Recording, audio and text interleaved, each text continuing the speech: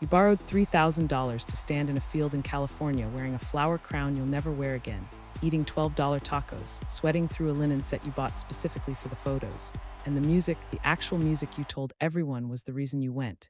You heard maybe 40 minutes of it total because the rest of the time you were angling your phone to get the light right, checking how many views your story had. Repositioning yourself near the stage so it looked like you were closer than you actually were. Congratulations! You didn't buy a festival experience. You bought a $3,000 photo shoot with a very loud, very crowded backdrop, and the photographer was you, and the client was also you, and the audience was 412 Instagram followers, most of whom swiped past your content in under 2 seconds while sitting on their couch in pajamas, judging absolutely nothing. That's what you went into debt for. 2 seconds of someone else's distracted attention. Let that land for a moment. Here's the psychology, and I'm going to be blunt about it because nobody else will be. What you did has a name.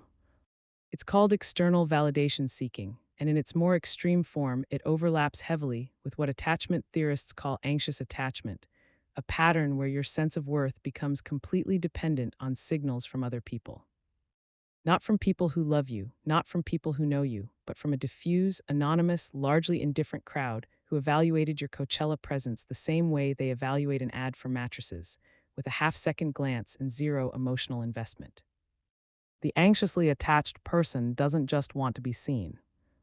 They need to be seen in the right places, by the right number of people, in the right way, and the bar for enough keeps moving because the validation is never actually filling the thing it's supposed to fill.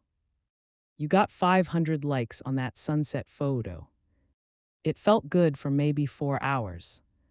Then the anxiety came back. Then you needed the next post.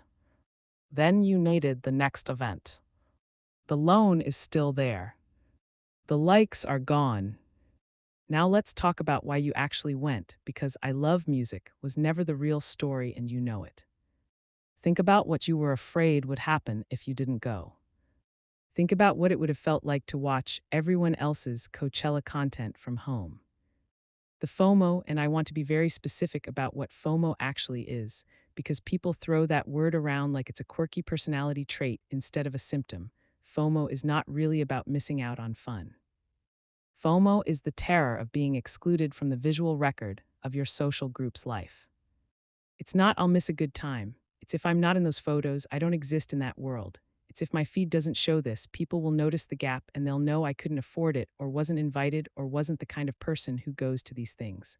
FOMO is a social survival fear wearing the costume of a lifestyle preference. And the festival industry, the fashion industry, the travel industry, and every influencer whose income depends on your insecurity has spent billions of dollars making sure you never look at it too closely. Because here's what they understand about you that you haven't quite admitted to yourself yet. You are not making a free choice when you book that ticket on a credit card. You are responding to years of carefully engineered social pressure that has been designed, at the algorithmic level, to make you feel like your life is inadequate unless it looks like content. The aspirational aesthetic of festival culture, the specific color palette, the specific outfits, the specific moments that get photographed didn't emerge organically. It was constructed. It was amplified by platforms whose entire business model is based on making you feel just dissatisfied enough with your current life to keep scrolling, keep comparing, keep consuming. The festival is just the physical manifestation of the feed. You didn't travel to Indio, California. You traveled into your own Instagram algorithm and paid $3,000 for the privilege of contributing content to it. And the really devastating part, the part that should keep you up at night more than the loan payment, is that it didn't even work. Not because the photos weren't good. Maybe they were great. Maybe you got the shot, maybe the lighting was perfect, maybe you looked exactly like the version of yourself you were trying to perform. It didn't work because external validation cannot do what you were trying to use it for. You were trying to use other people's approval to feel like you are enough. And the fundamental problem with that strategy is that other people's approval is not medicine for the thing that's actually wrong. It's sugar. It tastes like something for about 4 minutes, and then the hunger comes back harder than before. Every person who has ever chased validation at scale, and this includes people who have built entire careers on being publicly admired, will tell you the same thing if they're being honest. The more you get, the more you need, and the gap between what you have and what feels like enough never actually closes. It widens because you're feeding the wrong hunger. Let's get into the attachment piece more specifically, because this is where it gets genuinely uncomfortable. Anxious attachment, the flavor of attachment style that drives this behavior most directly, typically develops in early relationships where love or approval felt conditional, where you had to perform or achieve or be a certain way to receive warmth, where disapproval felt like abandonment, where being too much or not enough had real consequences for how safe you felt. The child who learns that love is conditional becomes the adult who is constantly auditioning.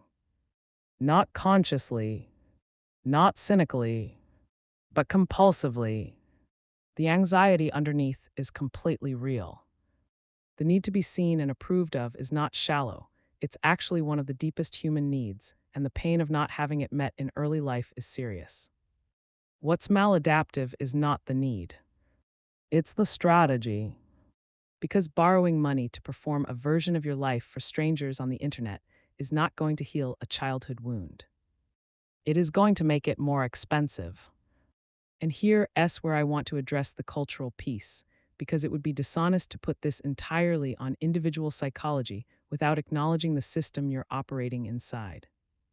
We have built a social media infrastructure that has essentially monetized insecurity.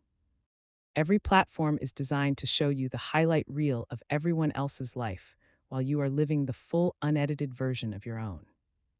You are comparing your ordinary Tuesday to someone else's best Saturday, and then wondering why you feel behind. You are watching people whose job it is to look like they're constantly doing incredible things and measuring your real life against their constructed performance, and the math is never going to work in your favor because it was never supposed to. The game is rigged to make you feel like you need to spend more, do more, show more. The loan you took out for Coachella is not a personal failure of discipline. It is the intended outcome of a system that profits from your dissatisfaction. And this is the part where I stop being sympathetic and get direct, knowing that doesn't mean you're off the hook. Because you can understand the system completely, you can know exactly how the manipulation works and still choose to participate. The awareness doesn't automatically change the behavior. What changes the behavior is getting honest about what you're actually afraid of. Not, I was afraid of missing out, deeper than that. What specifically were you afraid people would think if you hadn't gone? What story were you telling yourself about what your absence would mean? Were you afraid you'd look broke? Were you afraid your social position would slip? Were you afraid that without these events, you'd have nothing interesting to post, and without interesting posts, you'd become invisible, and invisible means irrelevant, and irrelevant means alone? Because if that's the fear, and for a lot of people it is, even if they've never said it out loud, then you need to understand that no amount of festival attendance is going to solve it. You can go to every major event for the next 5 years, document all of it perfectly, build an audience, get the followers, and the fear will still be there. It will just be wearing a bigger costume. The actual work, and nobody wants to hear this, which is probably why this kind of content gets fewer views than festival recap videos. The actual work is building a sense of self that doesn't require external confirmation to feel stable. It's developing what psychologists call secure attachment, which sounds simple and is genuinely one of the harder things a human being can do when they didn't get it early. It involves tolerating the discomfort of not being seen. It involves sitting with the anxiety of missing out and not acting on it. It involves asking yourself before every significant spending decision whether you're buying something because it will genuinely add to your life or because you're trying to manage how other people perceive you. It involves being honest about the difference, even when the honest answer is embarrassing. Especially when the honest answer is embarrassing. Because here's the thing about that $3,000 loan. The debt is real. The festival is over. The photos will be buried in your archive within 6 months. The followers who watched your stories have already forgotten them. But the pattern that produced the decision, the anxious need to be visible, to be included, to be perceived as someone whose life looks a certain way, that pattern is still running. And until you look at it directly, without the flower crown and without the filter, it will keep producing the same decisions and the same debt and the same 4-minute high followed by the same hollow feeling that made you need the validation in the first place. You went to Coachella because you needed people to see you. The more important question, the one worth $3,000 of your attention, is why being seen by yourself has never felt like enough.